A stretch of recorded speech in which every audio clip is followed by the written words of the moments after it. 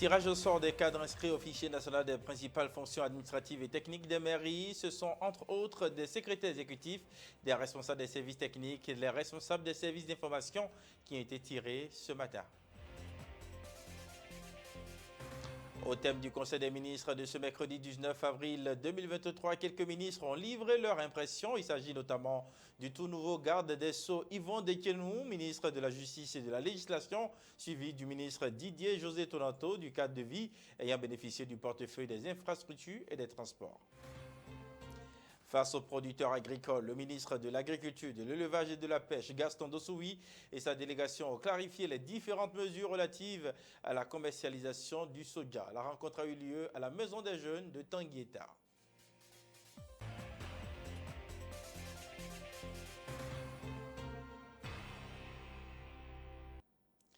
Mesdames, Messieurs, bonsoir à toutes, bonsoir à tous. Après une journée bien remplie, bienvenue donc à ce 22h sur GovTV Africa. Au thème du Conseil des ministres de ce mercredi 19 avril 2023, quelques ministres ont livré leur impression. Il s'agit notamment du tout nouveau garde des Sceaux Yvon Dequenou, ministre de la Justice et de la Législation, suivi du ministre Didier José Tonanto du cadre de vie ayant bénéficié du portefeuille des infrastructures et des transports, et du ministre Samou Seibou Adam de l'eau, des mines et de l'énergie. Ils sont au micro d'Ulrich Chala Sagwakpe et de Flavien Akpaki Zoman. Le sentiment d'une équipe soudée, le sentiment de citoyens disposés à œuvrer pour leur pays et le plaisir de travailler à bien faire. Ce n'est pas une mission chargée, c'est une mission républicaine qui va être remplie comme elle doit l'être, et avec tout l'enthousiasme et toute la détermination qui est la mienne. Les grands enjeux de la justice sont ceux que vous connaissez déjà, sont déjà décrits au programme d'action générale du gouvernement. Pour le reste, en ce qui concerne les discussions précises entre le ministre et moi, je pense que c'est de l'ordre de ce qui doit être mis en œuvre dans le silence entre nous. Je remercie le chef d'État pour cette confiance renouvelée. Je ne connais pas encore très bien le département, mais j'ai l'avantage d'avoir travaillé ces dernières années de façon très serrée avec l'ex-ministre des Infrastructures et des Transports. Je pense que je vais prendre le temps de découvrir ce secteur qui, prioritairement, selon les instructions du chef d'État, va être axé sur le volet transport, étant donné que les infrastructures sont largement prises en charge par la Société des infrastructures, qui est un pôle opérationnel, et que nous allons prendre le temps juste de superviser et de développer le volet transport dans la régulation, les réglementations, les réformes à mettre en place pour que le corridor du Bénin, qui est déjà un corridor relativement apprécié, sinon le plus apprécié de l'espace UEMOA, soit encore plus performant. La nature des instructions du chef de l'État sont dans le sens de ne pas faire une addition, une juxtaposition des deux départements ministériels, mais de faire une fusion, de façon à créer une synergie entre les différents services. Vous savez, nous travaillons sur des matières très proches. C'est les infrastructures, c'est le génie civil, c'est le bâtiment, c'est l'aménagement. C'était deux départements ministériels relativement proches dans leurs compétences. Il sera certainement aisé de mettre les équipes en commun et non de mettre deux équipes côte à côte pour travailler. D'abord, je commencerai par remercier le chef de l'État pour la confiance renouvelée. Vous savez, ce n'est pas un concours que l'on passe, c'est une confiance. Et nous remercions tous le chef de l'État pour l'honneur qu'il nous fait de participer au deuxième gouvernement donc de l'ère 2021-2026. Pour les enjeux, les consignes sont claires.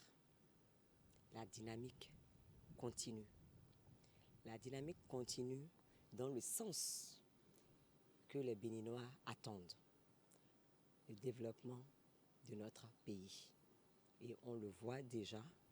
Et c'est pour ça que nous sommes fiers de pouvoir continuer cette dynamique aux côtés d'un homme visionnaire. Je voudrais d'abord rendre grâce à Dieu, le Tout-Puissant, qui nous a permis d'être ici. Également remercier le chef de l'État qui nous a encore fait confiance et a renforcé cette confiance-là à travers donc, le pan énergie qui n'était pas dans notre portefeuille. On se sent en fait pas chargé, mais on se sent beaucoup plus concerné par donc, le développement de notre pays. Lorsque vous avez à la fois l'eau et l'électricité qui sont les piliers essentiels du développement d'un pays, vous vous sentez donc concerné. Pas plus que les autres, mais beaucoup plus concernés par le développement du pays réellement. Et c'est à ça qu'on va s'atteler.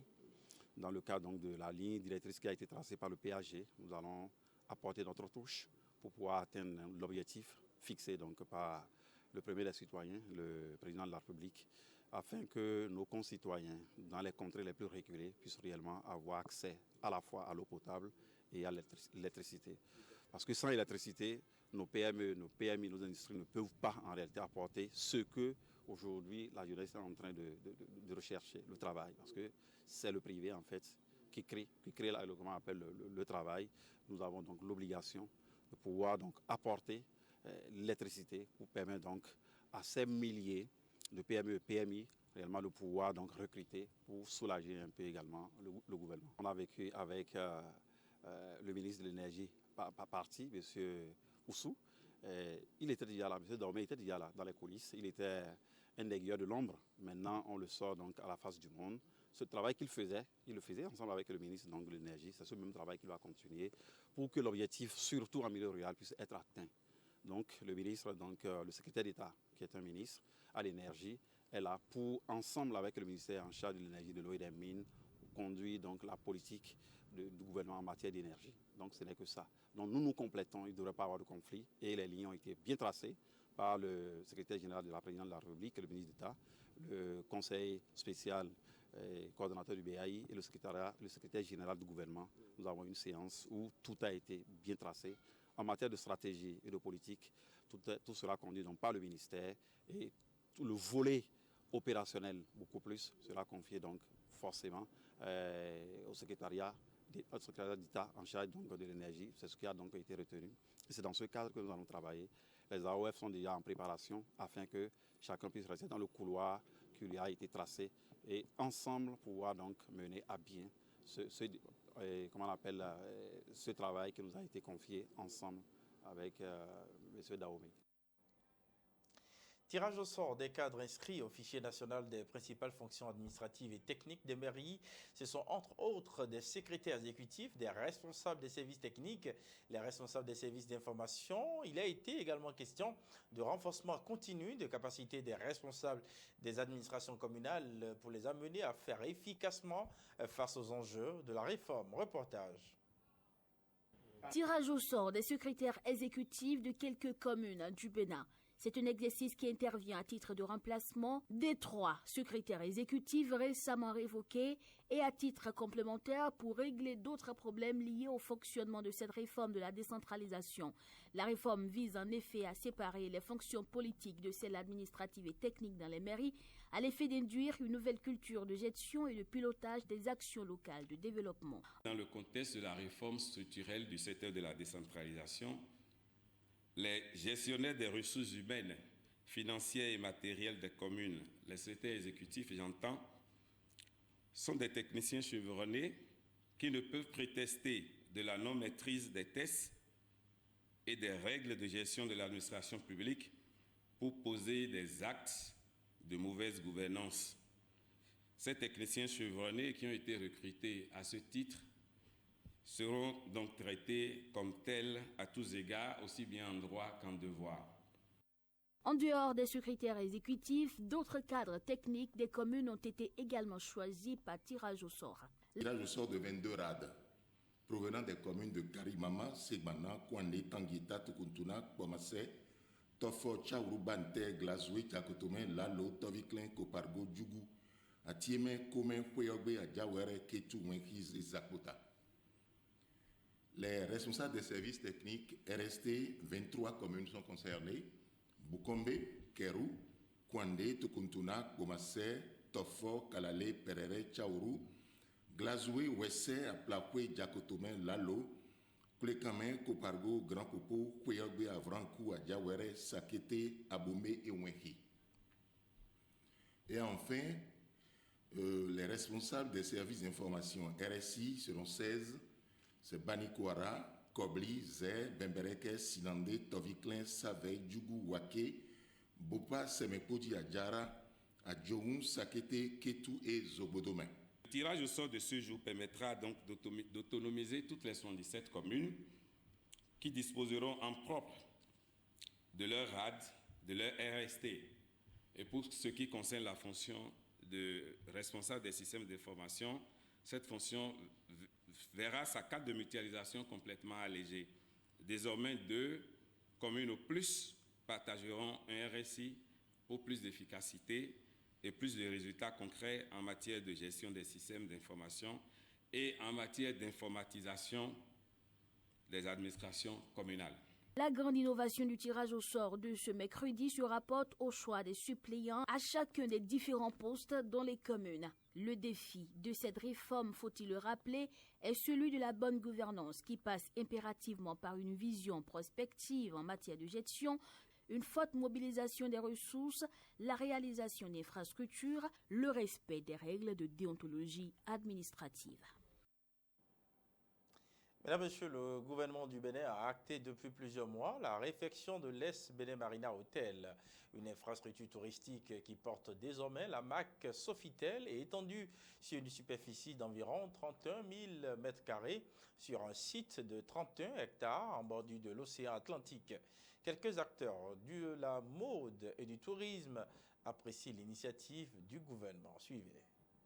Pour nous qui connaissions le Sheraton Hotel avant, qui avions travaillé et qui avons fait des défilés de mode là avec Alpha D et plein d'autres personnes, on connaît le nouveau visage aujourd'hui de cet hôtel. Et c'est un bonheur, c'est une joie immense et ça fait vraiment plaisir.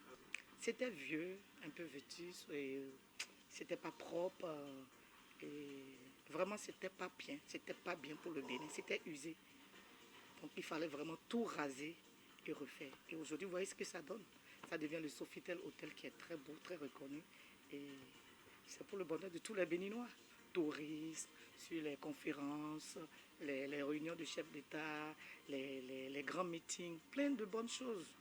Non seulement pour les enfants du pays, aussi qui peuvent en profiter. Et l'étranger aussi. Le Bénin est mis en valeur. Le Bénin est révélé une nouvelle fois encore. Vous avez vu les infrastructures, tout ce qui a été fait dans le pays. C'est beau. Quand tu rentres, d'abord tu descends à l'aéroport, tu rentres dans ce Bénin, dans ce beau Bénin, tu méconnais le pays. Tu ne reconnais plus le Bénin aujourd'hui. On peut se dire qu'on est au Nigeria ou bien à Abidjan ou je ne sais pas, peut-être en Afrique du Sud aussi. Ce n'est plus le Bénin d'avant, des années 2000.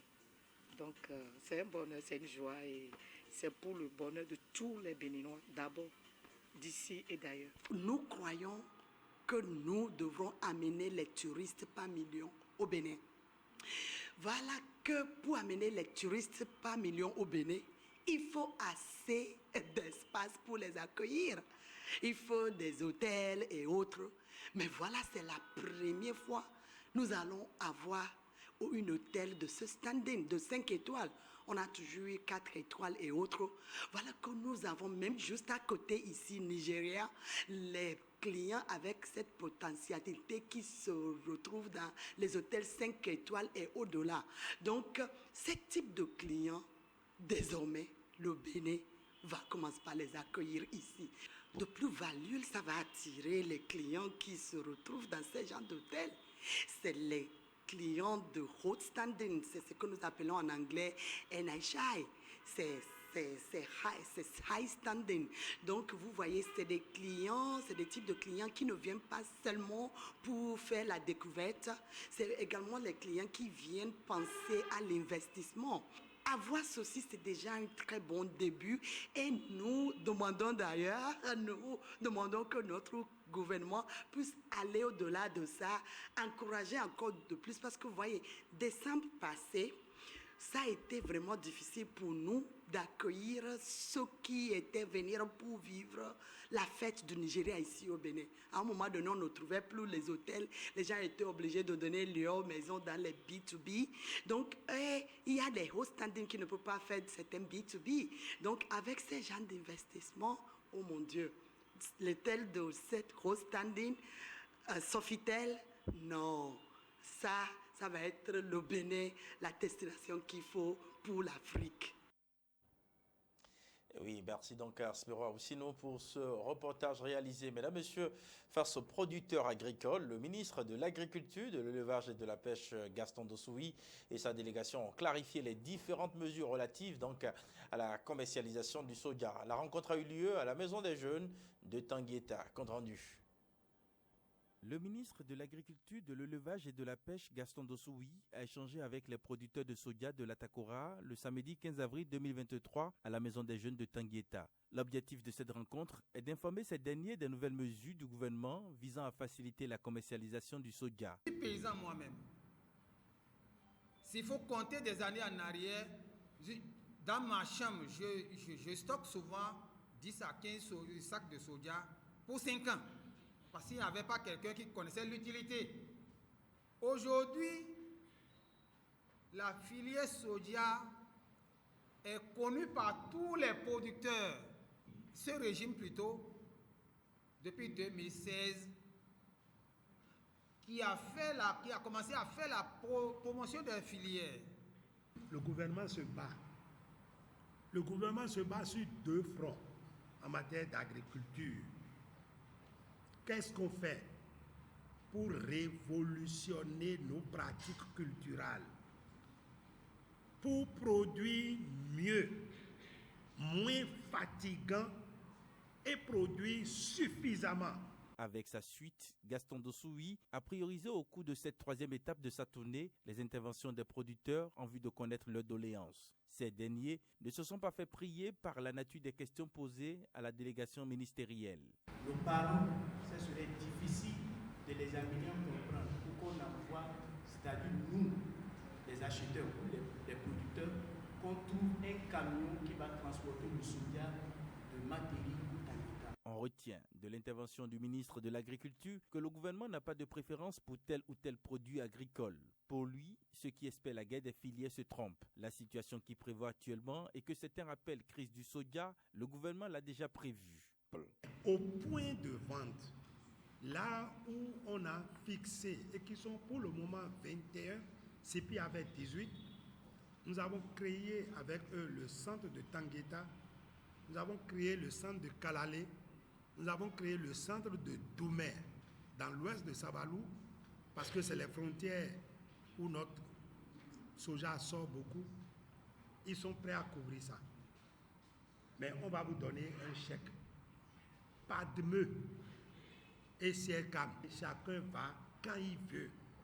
Il présente son chèque, il prend son argent, personne ne sait. Et il va doucement avec sa moto chez lui.